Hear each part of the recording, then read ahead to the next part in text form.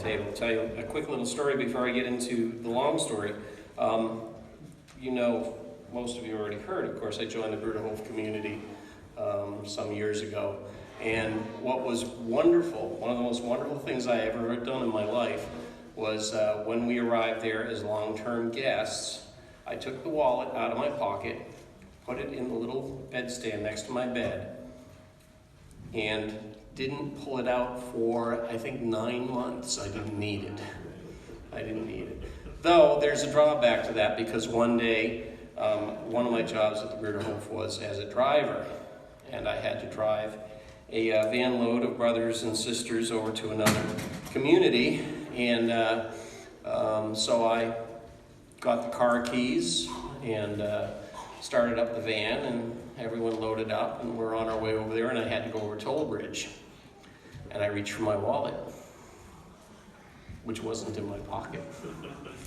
And the toll taker, when I came up and he said, "I'm sorry, I'm embarrassed, I forgot to bring my wallet," he says, "Happens all the time, don't worry about it." I'm not too sure why Ernest asked me to explain why I'm an Anabaptist.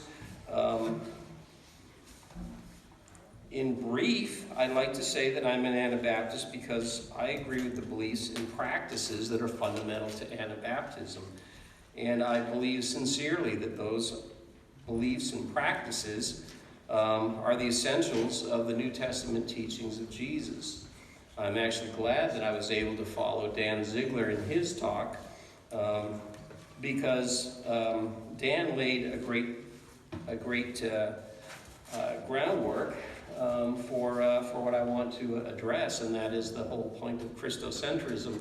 But instead of getting into more theological and technical details about that, I thought instead, seeing the crowd of people who are here, many of you from Mennonite backgrounds, I thought I'd share my own personal story in the context of how I arrived to want to follow after Jesus in the manner of the Anabaptists.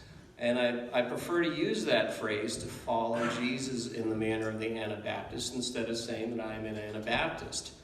Though, in fact, I am an Anabaptist. Anyone here, or how many other people here were baptized as infants? Can I see your hands? And how many of you were then rebaptized as adults?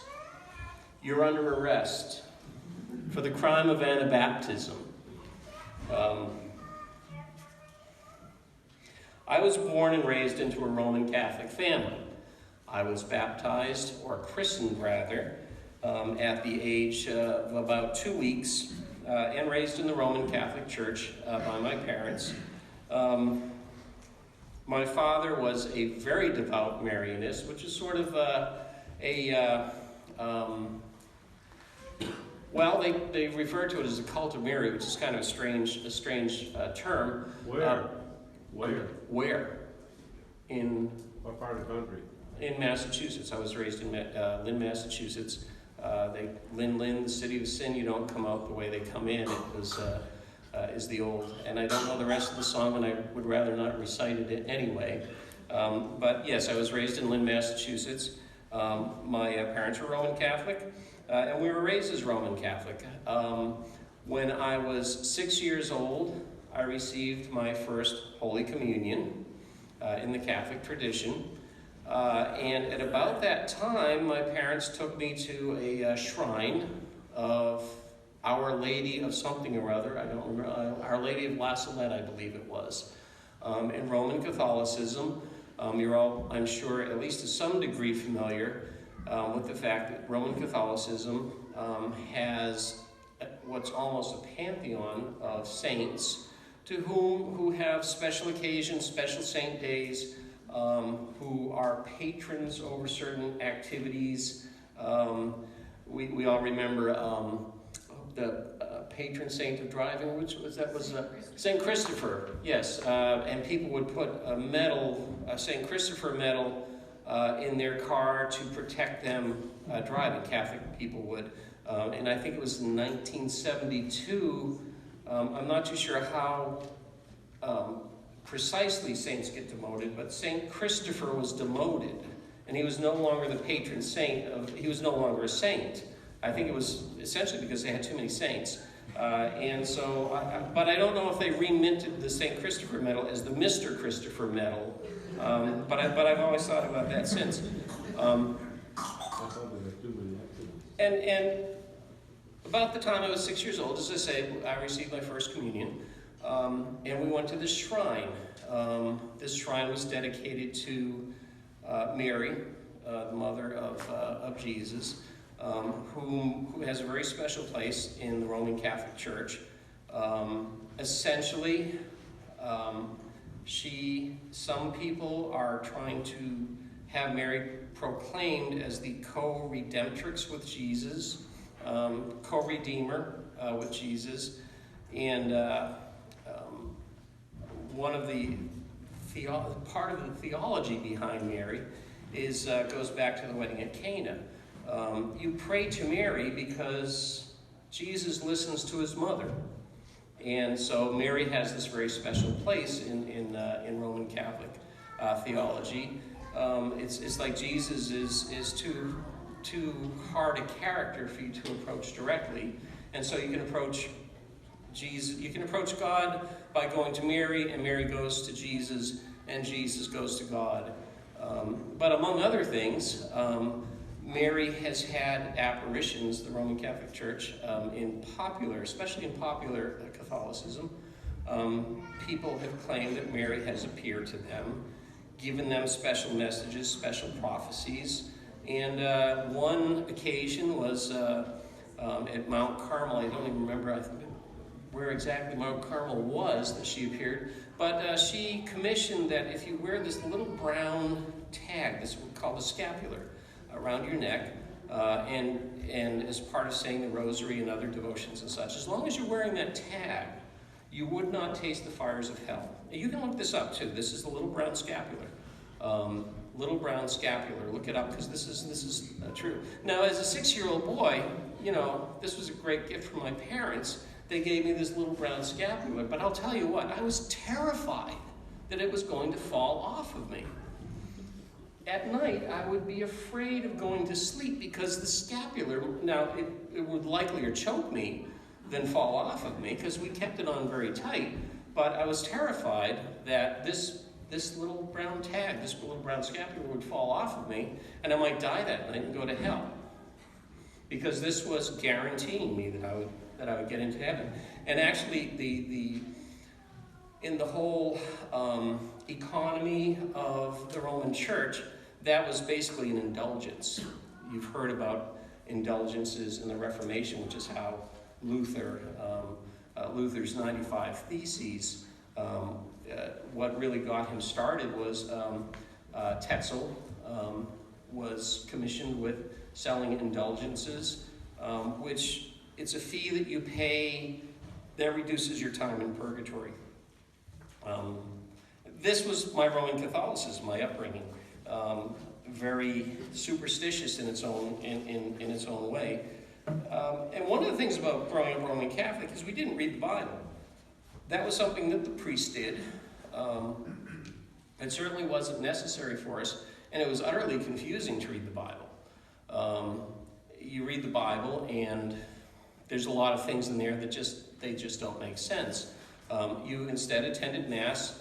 You received communion, which imparted grace to you. You received the literal body and blood of Christ when you received communion. The Mass was a ceremony performed daily, actually, though you had to attend once a week in order to keep from going to hell. That's where the priest entirely recreated the sacrifice of Jesus on the cross. Again, this might sound very strange to you. This is what I grew up with. This was natural to me. About the time I reached the age of 14, I went to confirmation class. Because you're baptized as an infant in the Roman Catholic Church, they have to go through a process of confirming if this is real. Your godparents and your parents guarantee when you're baptized that they will raise you as a Christian. that they will raise you in the church. And by the time you get around the age of 14, you go through a confirmation process, which is basically you have to learn some new prayers and cite some statements confirming that it worked, that your godparents and your parents raised you as a good Catholic and a good Christian. And I went through that process, and that confirmed me as a good Roman Catholic. At about that time, just not too long after that, when I was 16 years old, my father died. And it's taken me a long time to really kind of face up to that and how influential that actually was at the time on my spiritual life. But because at about that same time, I was taking much more of an interest in the fact that I was Catholic, and I wanted to start reading the Bible, which was not really encouraged. And again, there weren't Bible studies for us or anything like that. I opened it up and started reading Genesis, and looking for Mary and the saints in there and such. And I really had no guidance in that. But when my father died, that really did intensify my seeking and my spiritual interests. And in high school, I had some friends that we played cards with at lunch. And they invited me to attend some youth meetings at their church. One of these friends was the daughter of a Nazarene minister there, and these were Nazarene revival meetings. And no one told me not to go, so I decided to go. And it was a series of meetings, and I heard preaching. I heard stuff that I'd never heard before. As a Roman Catholic boy, you didn't get Bible preaching. You got the Mass. You got a mumbled bit of a sermon when I was a young boy. We got it in Latin, and went through the mumbo jumbo, if you don't mind my saying that. But this time, the preacher, he stands up with the Bible and reads out of the Bible some stuff I'd never heard before, and was preaching, and he wasn't mentioning the saints and Mary. He wasn't talking about praying to saints and Mary. He was talking about being born again, about our sinfulness and our sinful nature, and that needing to be removed from us, and that Jesus was the answer. And to make a long story short, after 3 nights of very intense revivalistic preaching, they had an invitation to the altar, an altar call, and I was very curious about this, so I went up, and I was moved by the preaching. Something was stirring in me. There's no question about that. And I was asking about the Bible and what he was saying. What was he saying? Where was he getting this out of the Bible? And what about Mary and the saints? And he said, they're not in there. They're not in there, And that was a turning point in my life, because at that point I did have a conversion experience. And I'll get back to that later. I essentially prayed the sinner's prayer, and it was a moving experience. You can call it a born-again, I call it a born-again experience. And that was really the turning point, a turning point in my life, one of several in fact, when I started at that point turning to the Bible. And seeking after God in the Bible. The Bible that had pretty much been prohibited, that I was alienated from as a young Catholic boy. And of course, the first thing that, as with most evangelical churches, the first thing they directed me to read was the Gospel of John. I've never quite understood why the Gospel of John. Because especially for a new convert, it's very difficult to read. It's difficult because there's so much theological content on there. But I had a voracious appetite for the scriptures at that point. This was all new to me. This is wonderful. I'm reading about Jesus. I'm reading Jesus' own words. And so I got a Bible and I started tearing through it. I think probably in 2 days I read all the Gospels, reread them, read them again, read them in a couple different versions, As much as we might not like the Living Bible, I'm thankful for that translation at the time, because it wasn't all this thee and thou that was so difficult for a 16-year-old boy to understand, and the message got through to me. The message got through to me. As time went on, though, I started finding some difficulties. And let me step back a little bit back to my Roman Catholicism. When you encounter the words of Jesus and the things that he tells you to do, especially when you're looking at the Sermon on the Mount, there's a lot of different ways that different churches handle that. In the Roman Catholic Church, the hard sayings of Jesus, what he taught in the Sermon on the Mount and the Sermon on the Plain, are called the Counsels of Perfection.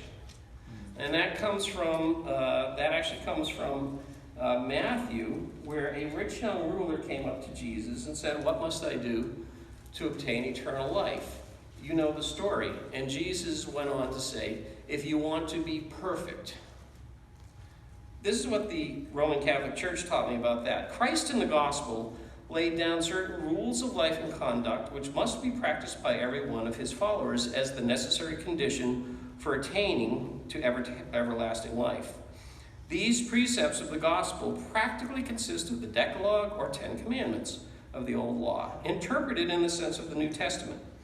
Besides these precepts, which must be observed by all under the pain of eternal damnation, he also taught certain principles which he expressly stated were not to be considered as binding upon all, or as a necessary condition without which heaven could not be attained, but rather as counsels for those who desire to do more than the minimum and to aim at Christian perfection, so far as can be attained here on earth. So in other words, here's the bare minimum. But, if you want to do a little bit of extra, you want some extra credit, you can practice these counsels of perfection. So what did I think when I was attending Nazarene Church as a new convert, and I started reading the Gospels and encountered these same counsels of perfection? And I asked.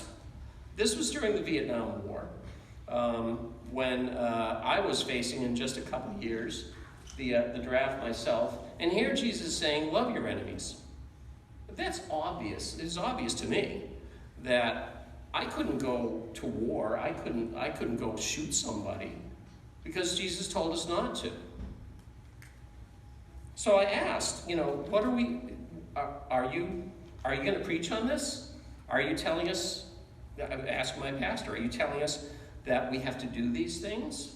And that's where I kind of learned, someone else had mentioned it today, that's where I kind of learned the phrase, well, Jesus said thus and so, but what he really meant was. In the case of this, in the case of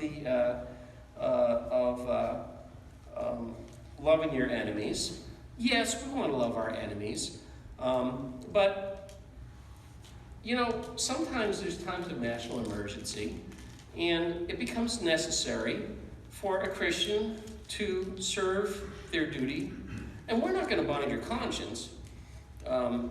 If you feel that you can't kill somebody, then you can still serve your country in some way and help your nation in a time of need. And more, through my time with the Church of the Nazarene, I kept hearing this over and over again. Jesus said thus and so, but what he really meant was. But I just had that desire, somehow, somewhere, I had that desire to go further, not to make myself more perfect, but to simply obey. It was a watered-down gospel as far as I'm concerned, as far as I was concerned. I actually went on to study for the ministry at the Nazarene College, which, quite frankly, if you have any doubts about your church's theology, it's the worst place to go. I took a year of Greek and a year of Bible studies while I was there. And what I found was I was largely being taught to to dodge around what Jesus was telling us to do. Because after all you have to do is believe in Jesus for your salvation and trust in him for your salvation, and you're saved. And these other things, I don't know if they're pithy, but we were being taught to kind of dodge around those. And I wasn't satisfied with that. At the time, in fact, there were more military chaplains in my church than there were conscientious objectors. So I felt I had to leave that behind, and I was seeking more. And I actually ended up dropping out of college. I wouldn't say I was an agnostic, but I couldn't go that way. I couldn't go that evangelical way that saved me from my Catholicism. I had to go further. I had to go further. I'll mention one thing that was interesting is while I was at the Nazarene College studying for the ministry, I met my first Mennonite. Myron Roxbury came and preached our chapel services one week, and his preaching was amazing. It was again some things that I'd never heard before, and I actually used to have notes on those sermons. I don't have them anymore. So I don't remember exactly what he preached, but there was something distinctly different about what he was preaching. One funny story about that was he was wearing a plain coat at the time. I've mentioned that to some people. Did Myron ever wear a plain coat? He was wearing a plain coat. And I nudged the fellow next to me and I says, our ministers don't wear any kind of special garb. And the fellow sitting next to me said, all the Mennonites wear that. All the Mennonite men wear that. It's really... So after leaving college, I hitchhiked around the country for a while, kind of did my hippie thing, and eventually ended up back in Salem, Massachusetts, where I had some friends, and that's where I met my wife. And to make a long story short, through a Christian fellowship at Salem State College, we married, and having a similar upbringing. Betty was raised Roman Catholic as well. She converted into a congregational church. But both of us kind of resonated with wanting something more spiritually than just we're born-again believers. And so we ended up getting involved with a radical evangelical fellowship. Are you familiar with radical evangelicalism? Ron Sider is one of the popular names. It's sort of like we had a whole reading list. John Howard Yoder, Ron Sider's Rich Christians in the Age of Hunger, Sojourners Magazine, American Friends Service Committee. There was a little group that formed at this Nazarene College that I had attended, led by one of the professors and several students that in a very similar way to what I was experiencing is like, Jesus said thus and so let's do it. And so we got involved with this little group, studying the scriptures, more actually studying the lexicon or the library of books that we're all supposed to read, including the politics of Jesus and other literature. We actually ended up becoming war tax resistors. And our personal solution to war tax resistance was we decided to live poor enough that we didn't have to pay taxes. We moved into our little group got involved in an inner city ministry that we were taking over in Roxbury. Some of us had a vision for community together, as in Acts 2 and 4. And so the church had offered us a property for our little group to do ministry in Roxbury, Massachusetts, which was a very poor, crime-ridden area. How many murders were there? There were 12 murders in our neighborhood of black women. In our neighborhood, we'd get off the subway and see an outline in the road. And racial tensions at the time in that area were very high. It was a relatively dangerous place to live. I actually learned some street smarts from the local fence, who taught me how to survive in that neighborhood. We were one of 2 white families in the neighborhood. So we certainly got to know the feeling of being a minority or being strangers in a strange land. But it was a good experience for us. We were zealous young people. We got to know the neighbors. We were part of the neighborhood. It was a joyful experience in our own way. But there were some tensions going on in the group, and it was very hard to figure out what it was. I won't go into all the details, but everything fell apart at one point when we found that there was sin in the group. And one of the things I would have to say that characterized that time is we were very socially active, social gospel oriented. But I would have to say the trajectory of that whole left-wing evangelical movement was into politics. The politics of Jesus more and more to us was becoming the left-wing politics. And as we saw this movement developing and moving forward, you can even see it to this day. This is the same movement that justifies homosexuality, that lifts feminism. My wife, in fact, is a charter member of the Evangelical Women's Caucus. I've repented. And in all sincerity, instead of loving our enemies, we were being conditioned to hate those on the right wing for not loving their enemies. There wasn't an answer there for us. Now, an odd thing happened in that time, though. We started learning more about Anabaptism, Anabaptist Mennonites. We started subscribing to the Plow magazine, which was a magazine of the rural communities. And I'm keeping an eye on my time. But after that experience, which was a very rich experience in terms of sharing our lives with brothers and sisters and trying to take seriously the things that Jesus was telling us to do, and meeting people who were taking seriously the things that Jesus told us to do. Quite frankly, we just were square pegs in any church we could ever attend again. We tried some other evangelical churches. It just didn't work for us. At that time in our lives, we decided to go back to school. Originally we were really thinking more of doing mission work somewhere. We still had that zeal for doing that, but quite frankly, after my wife went to school for nursing for a couple of years, I worked and she worked. We were both working full-time, going to school. I was going to school part-time. I went to university, a very, very hard, heavy course load. I was a student in electrical engineering for 4 years. I hardly even remember those 4 years, except for studying 14 hours a day. When I graduated, though, we were still confronted with that burning desire, that need. Now, I graduated into a recession. I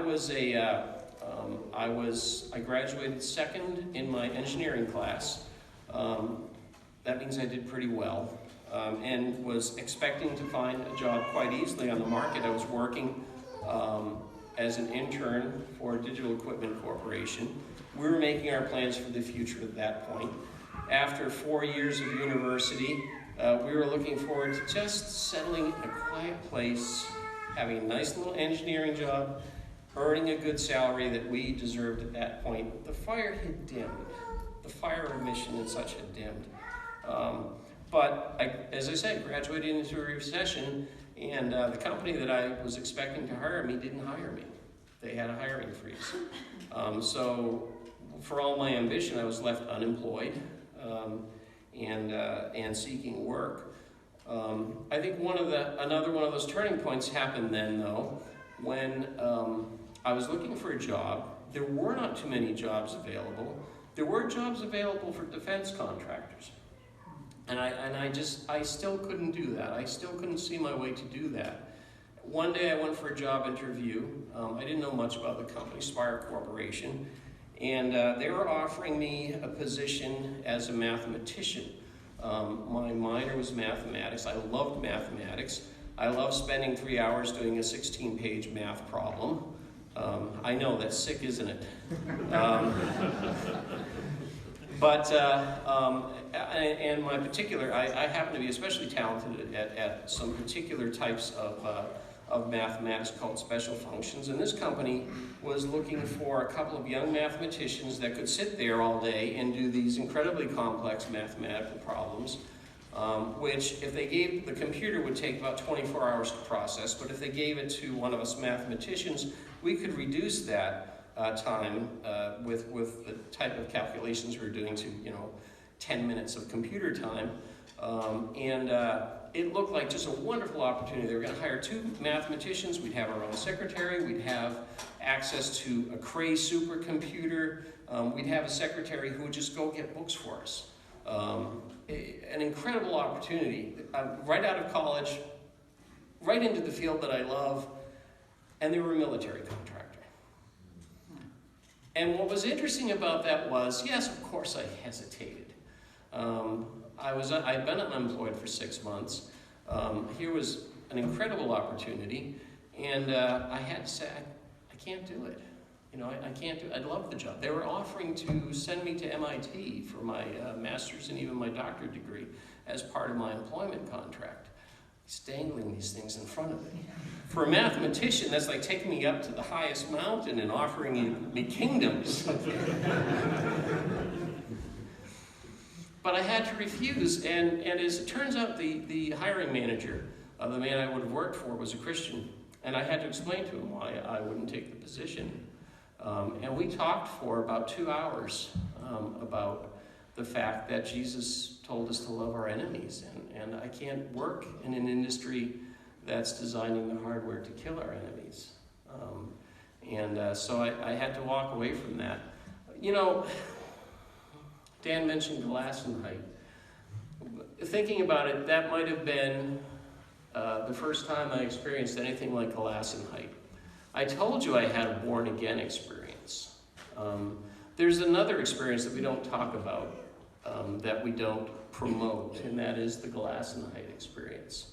I had to walk away from a dream job after 4 years of very hard college. And I had to walk away from it for Jesus' sake.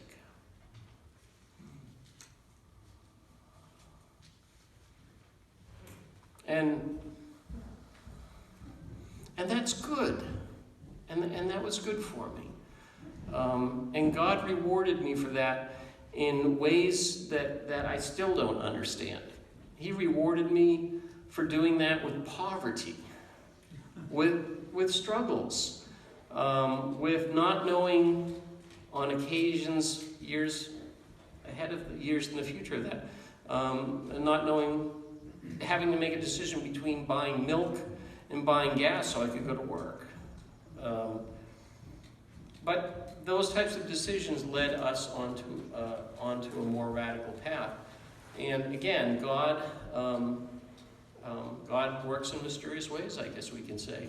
Because we'd heard about Mennonites, and we'd heard about Mennonite churches, and we'd read about Mennonites, and from a distance we admired Mennonites, but as later we discovered in talking to one of the Mennonite bishops, the Mennonite bishop of our district there, Lancaster Mennonite bishop, New England is where Mennonites go to get away from Mennonites. So there were never any Mennonite churches. Well, it happened at about that time we found out that a Mennonite church had started just a couple of years before, about 20 miles away from us. So we started attending there. It kind of snowballed from there. We started the native New Englanders that were part of that. This was a church planting, mostly Mennonites who had come to New England to get away from Mennonites, but still liked having the potlucks, and so they started a church and let some of us native New Englanders participate. And the odd thing of it is, and it's one of these seekers things, you guys know what I'm talking about, who are the most radical people in a Mennonite church like that? Was us native New Englanders. These native Mennonites that had come up from Ohio, Lancaster County, from all over the country, they're trying to discourage our sisters, our native New England sisters, from wearing the head covering. And our native sisters are starting to look more like old Lancaster Mennonites. And that's where I really started getting into the whole Mennonite world and studying much more the Anabaptism that I had seen from a distance. We eventually decided with a small group of us that we would try our own little, start our own little group. We were certainly more conservative than the Mennonite Church and starting to come into conflict with them. And so a group of native New Englanders decided to start the New England Anabaptist Fellowship. We had started having contact with the Old Order River Brethren, with some other conservative groups, through some friends and such. We were starting, as a group of seekers, we were starting to take on the dress of the Old Order River Brethren, which quite frankly was peculiar for an electrical engineer. I was working as an electrical engineer at that time at a university, quite frankly, it was quite a sight to see a plain-dressed man in Lowell, Massachusetts, working in the electrical engineering department. Scandalous, you might say. In fact, one of our members was a co-worker, to make a long story short, through my ministering to him, through his seeing changes in my life, he himself became a seeker. He and I had been classmates, and then we worked at the university together.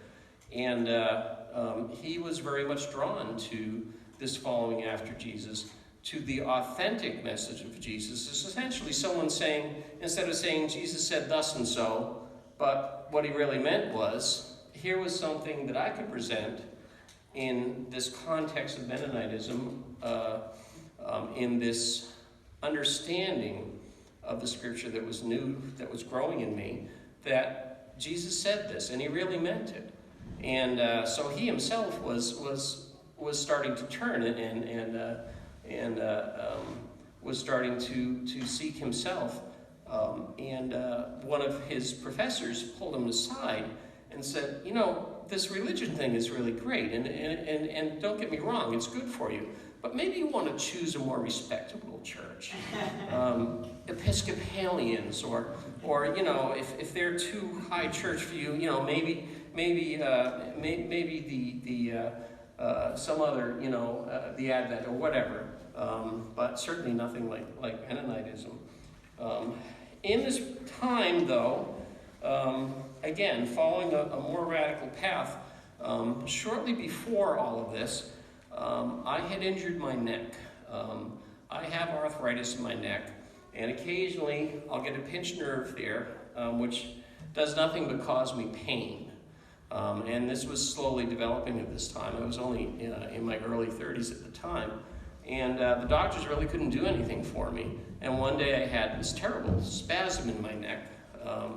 Again, drugs couldn't help it, nothing. So the doctor told me, all you can do is sit down, find a comfortable position, and stay there until, you know, for as long as you can. And so I really had nothing else to do but to read my Bible. Now, this was before I had jumped ahead, I'm sorry, but this was before we had found the Mennonite Church. And at about that time, someone had challenged me. We were at the point after college that in our spiritual life, I had kind of accepted, well, I'm saved. I accepted Jesus as my Savior. I'm trusting in him for my salvation. But somebody challenged me to look in the New Testament and underline everything in the New Testament that Jesus said to do. And so I did that. I had nothing else to do. And so basically I spent 3 days in intensive Bible study, trying to ease this pain in my neck, underlining everything that Jesus said to do, reading it intensely. And I discovered something that Jesus really did tell us to do a lot. More than that, he told us why he wants us to do his will, so that we'd be children of his Father. And if I had time, I would read you some of the pertinent scriptures, but 10 minutes. So that was part of our radicalization process. And I just want to mention that because it was sort of an answer to that old, Jesus said thus and so, but what he really meant was. Well, at that point, we were being quite radicalized. Jesus said thus and so, and he really meant it. I've always liked Dean Taylor's phrase, what if Jesus meant every single word that he said? And that's where we were in our life as coming into Mennonite backgrounds, a Mennonite background. But of course, quite frankly, one of the things that Jesus said as we were going through this radical period is he had told a rich young ruler who came to him and asked, what must I do to obtain eternal life? As an evangelical, that was a pretty easy one. Jesus really didn't mean that because he just, it was just what was in his heart that counted. But then I in my underlining process, I had come across in the Gospel of Luke, Luke 12:33. Now, I had always had the idea that Jesus had gone to this rich young man, or rather, this rich young man had come to Jesus, and this was sort of one of those one-off things, like the Roman Catholic said, if you want to be perfect. That there was something particular about that rich young man until I was going through my underlined Bible, and I noticed in Luke 12:33 a very unusual promise where Jesus said, do not be afraid, starting with verse 32, do not be afraid, little flock, because your Father delights to give you the kingdom of heaven. The kingdom. Sell your possessions and give to the poor. He wasn't talking to a rich young ruler. He was talking to all of his disciples. And at that point in our lives, we were starting to take the words of Jesus quite literally. And so we had to ask, well, how can we do this? How can we sell our possessions and give to the poor? At that time, we started visiting the Bruderhof communities. And we quite sincerely thought we found the answer to that. And that is exactly and precisely what we did at that point in our lives. We sold our possessions. We quit our jobs. My wife had been working as a nursing supervisor. At that point, when we joined the Bruderhof, or left to join the Bruderhof, we decided to start a family. So we sold everything, most everything we had, turned the rest over to the Brotherhood, and went from, at that point, I had a fairly decent job at the university, and a nice apartment and a nice car, to putting my wallet in the bedside table and living in a little room 10 by 10 feet maybe with our baby. That was all just a matter of taking Jesus at his word. That's our story. That's our basic story of how we got here. If I had a lot more time, if I was able to do part 2, I wanted to jump on to the why of that. And the why of that is taking Jesus seriously. It is the why Anabaptism is because of that Christocentric hermeneutic that Dan referred to. Looking at Jesus first, interpreting the scriptures from a Jesus perspective. And that's been a rich experience of ours to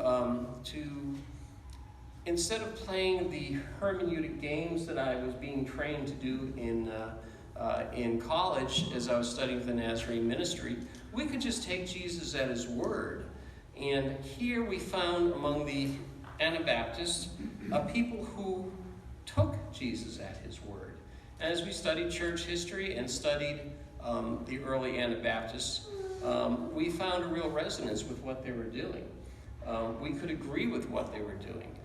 These were people like us. In fact, more literally like us than we realized when you look at the very first generation of Anabaptists, the very first leaders of the Anabaptists. They were college students, in fact. Someone mentioned that they were in their 20-odd-year-old men. They were graduate students, and they found they found a sincerity and a reality that, like myself, I could not find in the Roman Church, that I couldn't find in the Protestant Church. The hermeneutic acrobatics of explaining away what Jesus was doing.